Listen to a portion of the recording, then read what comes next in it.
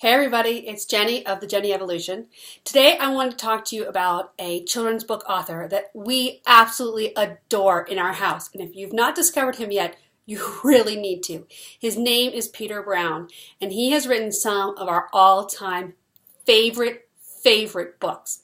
So today I'm going to show you a couple of our favorite books from him and encourage you to really go check them out. You can find them at your local library.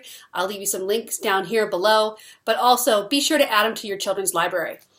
Peter Brown has written a couple of our favorite books, as I mentioned. One of them is Creepy Carrots, which is a fabulous book about a boy who thinks the carrots are out to get him. So the question is, are they or are they not? It's a hysterical book. It makes a lot of play on fun, and it's perfect for the Halloween time when kids like things that are a little bit spooky, but not too much. But our all-time favorite book, and you've probably heard me talk about it, is The Curious Garden. It was one of those books that I just happened to grab. I thought it was beautiful pictures. I liked the story because it's an environmental story, but it's something that has really taken a hold with my boys. With The Curious Garden, it's about a boy who finds an abandoned railroad tracks and discovers there are some random plants growing up there in a town where basically his whole city is just filled with smog and soot and just, right? So through this, he discovers that at his heart and core, he's a gardener. And he inspires the rest of the city to basically change how they think about their environment, how they look at their world, and how they end up developing this amazing trees and gardens and changing their whole city. It has become such a favorite. The illustrations are wonderful. They're very full of emotion. Two, it's fun to watch the transformation of the city. But it's such a favorite that we even have copies at like grandparents' houses. So when we're traveling and we go visit our family in other places, we actually have the book. I'm telling you, we love this book. And if there's one you need to add to your library, it's this one. Some other books I also want to show of you, of Peter's. He really has a fun range. And actually, there isn't a single book that we don't love of his. One is Will You Be My Friend?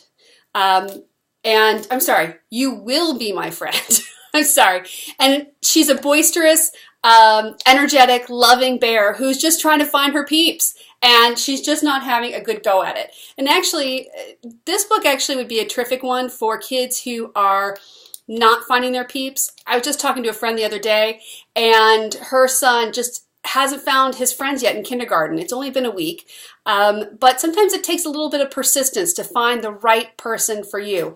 And in this, she bungles along, just not finding who she really belongs with to be her friend, and in the end finds the right person. But along the way, she has to try a lot of different animals to find out who's going to be her friend. And I love her exuberance and her dedication to trying to find her right peep. It's a terrific story for kids, and it really is talking about friendship and persistence with that.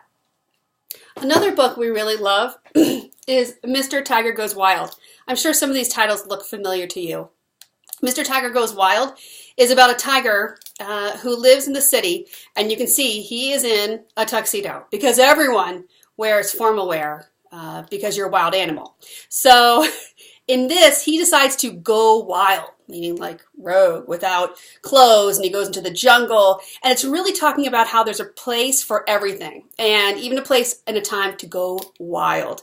Go a little against the grain and be yourself. I love the fact that it encourages kids to not be afraid to be themselves, but also talks about the fact that there are times and places for going wild, and there are times and places for not going wild.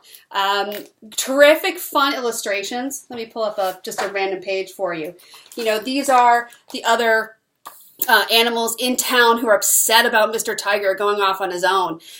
It's really a terrific book, and it's one that also should be in your library. Another one that I wanted to highlight today of Peter Brown is My Teacher is a Monster.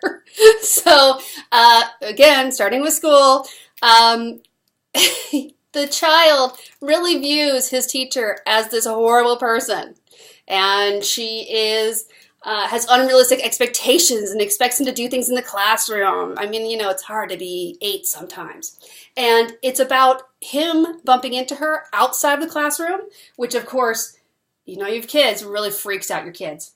But it's fun because it actually shows how he starts realizing that she's an actual person, and he starts to get to know her personality, and they end up spending the afternoon together and really discovering what works for them, to the point where at the end of this nice run-in, she becomes the person that she is. And he starts to understand that she's a person and that she's not really a monster. But it doesn't mean that he still doesn't have a little mischievous side to him in the classroom, and that she still doesn't sometimes say, "Come on, Robert." It's a fun read, and actually it's a great one for starting school. So I did want to point out to you all Peter Brown. He is a fabulous author. Again, go to your local bookstore, go to your library. You can find the links below. But he is an author that I really highly recommend you add to your library and definitely add to your reading lists. Thanks for watching. And again, this is Jenny from the Jenny Evolution.